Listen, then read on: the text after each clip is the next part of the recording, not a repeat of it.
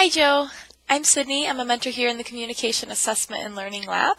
I just watched your portion of the group informative, and I'm going to give you a little feedback, and I'll be referring to this feedback form that I'm, of course, going to scan for you as well.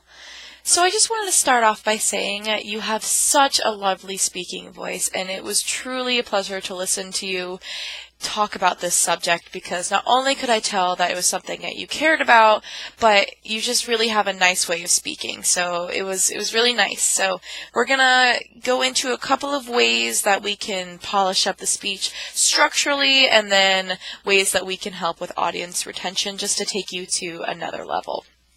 So in the beginning, right off the bat, you develop a nice concept, and I like that you kind of say, we're going to talk about communication, but it's not this, it's not what you think. It's going to be something a little bit more interesting than that. So you really develop your ideas well when it comes to just kind of grabbing that hook so the audience will be more engaged. I would just provide a little bit more of a preview right in the beginning there, so that we're more clear on where we're going to go in the speech, so that the audience is going to be able to retain it, because since you're in the beginning, it is kind of on you to just set the tone for the entire group speech, so that you can provide not only a preview for what you're going to say, but also where your group members are going to be taking this, so that it's really nice and easy for the audience to follow along, because the longer the speech goes, the harder it is for us to retain all of that information. So that's one way that we can combat that, is just constantly adding that preview in the beginning, a little bit of review in the end, and then also previewing and transitioning into your group members' next point. So the video cut off a little bit before I think you might have put in a transition, but I just wanted to note that in the end you should be handing it off to your next member.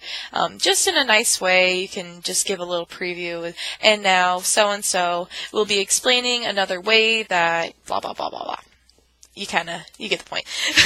So anyway, I just wanted to add a couple of other things. You have a really nice pace, and then your tone is just so clear, and you're really easy to listen to. You have nice vocal inflection, and you're not really using ums or likes or anything like that in excess. You really pause effectively, so that's really nice to hear.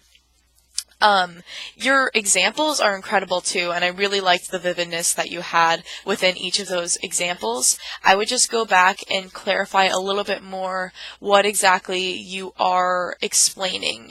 Provide a little bit more context, and again, this can be done with just simple transitions between each of these examples and ideas, so that the audience is really understanding the purpose of each example. But overall, you have a really nice way about speaking, and every time you had a little fumble, you recovered it so well, so it was so professional. So I think all you need to do is really just practice a little bit more, so that you're more clear on the path that you are following, and then clarify that again for the audience with those previews and transitions, so that we can really retain your message, because I think it's an important message and you explain it really well. So great job, and I hope this was helpful.